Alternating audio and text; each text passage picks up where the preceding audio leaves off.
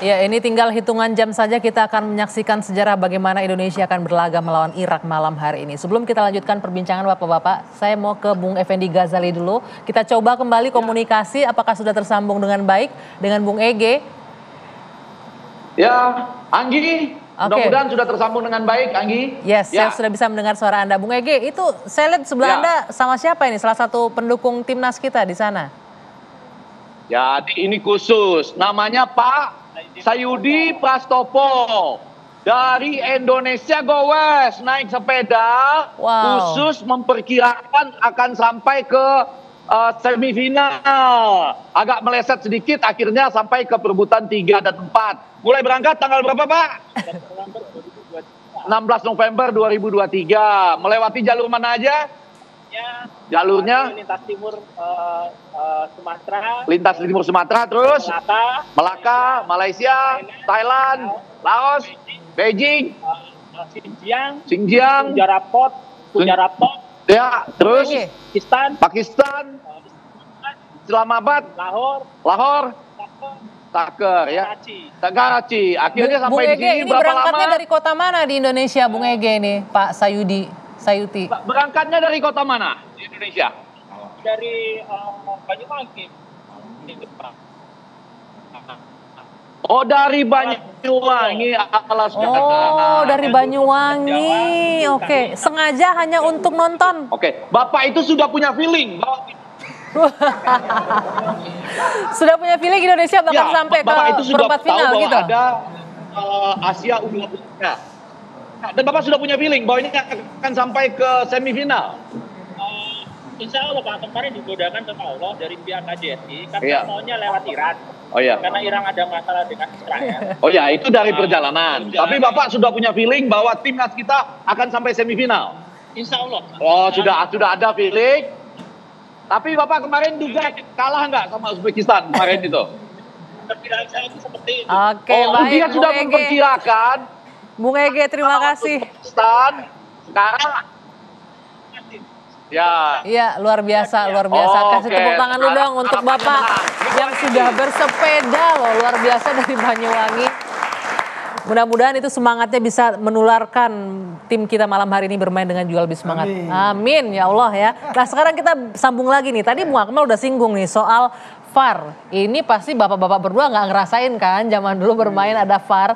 Sekarang gimana? Kalau kita sebut tadi Bung Ahmad ini jadi beban sendiri nih VAR. Gimana menurut Anda berdua? Boleh pakai mic-nya Mas Bamnur? Jangan beban. Itulah tugasnya behind the team itu. Untuk menyampaikan ke para pemain. Gak usah urusin VAR. Main aja enjoy, tenang. VAR itu urusan nanti. Kan begitu. Tapi tidak dipungkiri ketika terjadi gol lawan Uzbek. VAR menentukan dinyatakan offside, pengaruh mental. Nah, ini harus disampaikan. Kalau nanti terjadi seperti itu lagi, main normal saja. Seolah-olah tidak terjadi apa-apa. Kalau kemarin anak-anak mentalnya down, berpengaruh secara fisik, emosinya juga terpengaruh. Jelas deh, karena peluang kita hampir tidak ada. Ada peluang satu capek gol dianulir pula. Itu kan berpengaruh sekali dengan mental. Itu yang bikin ngedrop banget itu kemarin Hampir kita nggak punya peluang.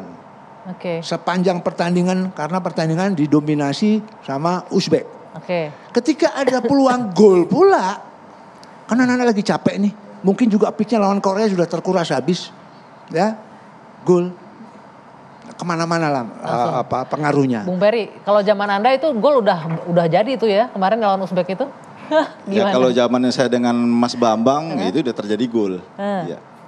Artinya memang VAR ini berperan ternyata kan untuk mempengaruhi mental, itu bisa pasti. Menggerus juga. Ya, sekarang juga di liga kita juga kemarin sudah diuji coba VAR ya, tapi belum terrealisasi. Ada yang kontra juga ada yang pro. Karena VAR ini sekecil apapun kesalahan kita pasti ketahuan. Gitu. Kita tidak bisa berbohong gitu. Tapi bagaimana kita menerimanya gitu. Nih kita lihat sebentar nih Bapak-bapak ya. Nih. Ini juga yang waktu terjadi pelanggaran ya. Pelanggaran Rizky Ridho ketika mendapatkan kartu merah akhirnya dari sini. Ini berkat peran juga si VAR ini nih ya akhirnya. Betul ya, sebenarnya pelanggaran ini juga tidak begitu berbahaya. Karena setelah Rizky Ridho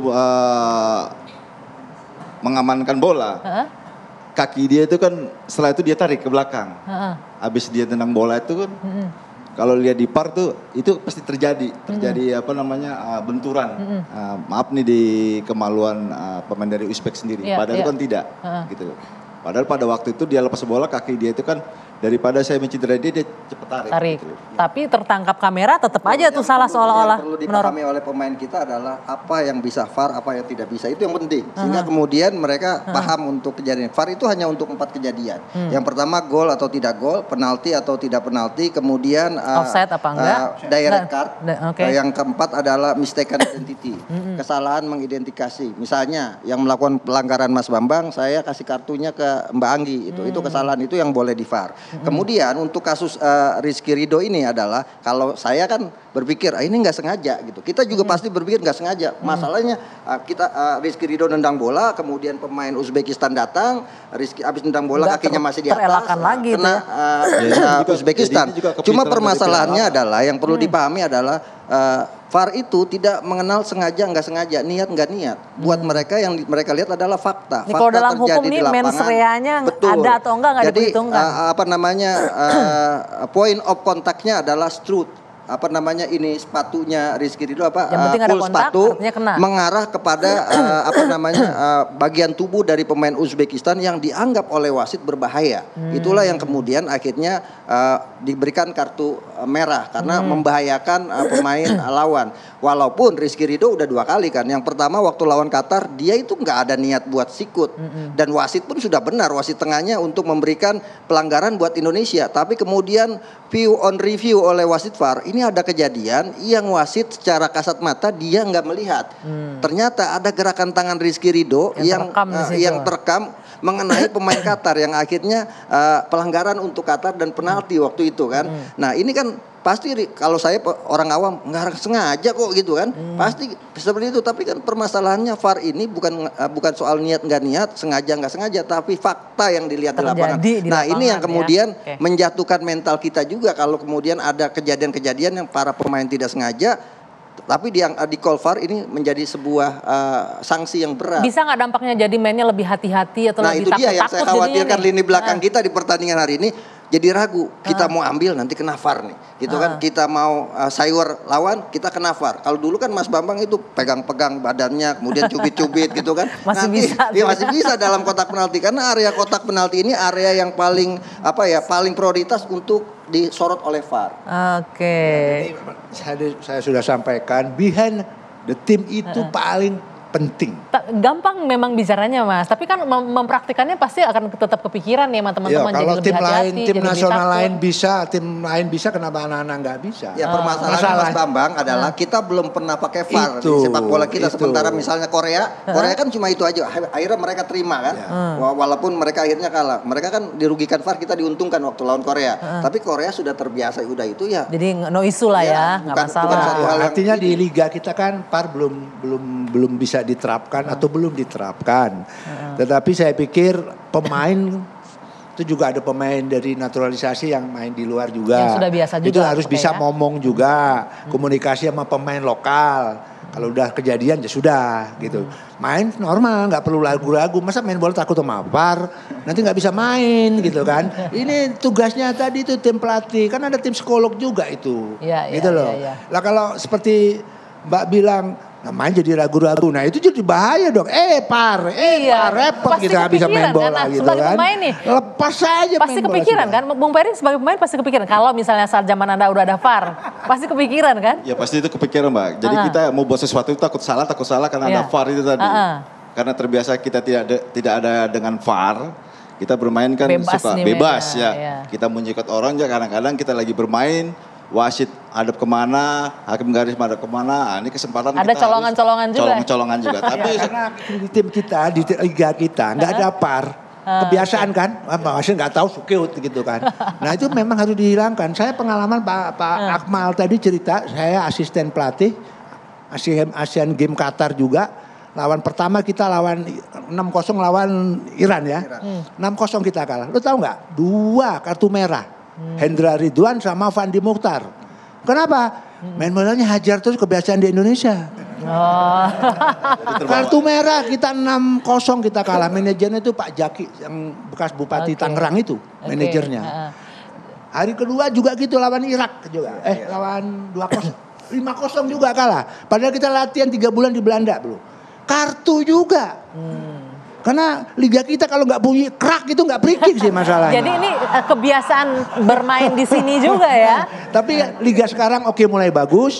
Wasit karena disorot terus mulai bagus. Karena di luar negeri Mbak, kalau membelakangi gini jangankan dipukul Mbak. Disenggol kalau jo free kick. Betul Pak Akmal? Betul. Karena ngeri ternyata. Gitu. Bermain kasar ternyata ya. Siapa? Main bola makanya sampai bunyi kerak-kerak itu kan main kasar. Makanya di Indonesia itu dulu ya. Dulu saya nggak mau sekarang enggak dong. Kalau ditimpa nggak bunyi kerak nggak free kick wasitnya. Zaman dulu. Oke, baik. Nanti kita lanjutkan. Lalu gimana kira-kira performa Garuda Muda tanpa kehadiran Rizky Ridho? Nanti kita bahas. Tapi juga mungkin Anda menyaksikan pemirsa di kiri kanan layar kita di Surabaya, di Makassar. Ini bagaimana euforia penonton di Monas juga untuk menyaksikan persiapan untuk nobar malam hari ini. Ini luar biasa nih, mudah-mudahan doa dan dukungan masyarakat Indonesia sampai ke Qatar sana untuk pertandingan malam hari ini. Baik, nanti Dua Sisi masih akan kembali usai jeda, tetaplah bersama kami.